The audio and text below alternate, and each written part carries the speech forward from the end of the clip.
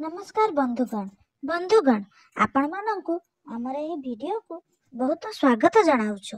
आमे माने समस्ते प्रभु हनुमानंक कृपा लाभ करिबा पई अनेक उपाय करि थाउ। बेले बेले आम द्वारा किछि एभଳି भूल होई जाय थाए जहा द्वारा आमकु अनेक कठिन संकटर मुकाबिला करिबाकू पड़ी थाए।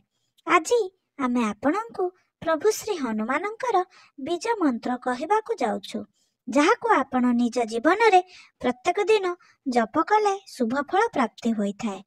प्रभु हनुमानंक कृपारु आपणंकर समस्त संकट दूर होई जिवो।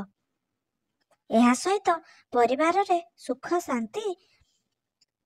शांति मध्य आसीबो। प्रभु हनुमान जेउ व्यक्ति उपरे कृपा दृष्टि रखि थांती तांको कौनसी नकारात्मक शक्ति स्पर्श करि न थाए। प्रभु हनुमानंक बीज मंत्र आपणक जीवन को बदलाई देव। एही मंत्र को आपण निज संतान को मध्य सिखाई पारिबे।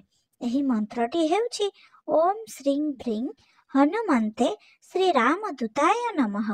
एही मंत्र आपण दिन रे 108 थर जप करि पारिबे। एही मंत्र जप करिबा द्वारा आपणक उपरे प्रभु हनुमानंकर कृपा दृष्टि रहिबो। बंधुगण, जदि एही वीडियोटी भल लागिला तेबे गोटिए लाइक करिबा सहित एहाको शेयर करि दियंतु। एमिति नुआ नुआ वीडियो देखिबा पई आम चैनल को सब्सक्राइब करि दियंतु एवं पाखरे थिबा बेल आइकनटी को निश्चय दबाई दियंतु। बंधुगण, भक्ति रे थरे निज इष्ट देवंक नाम कमेंट बॉक्स रे अवश्य लिखि दियंतु।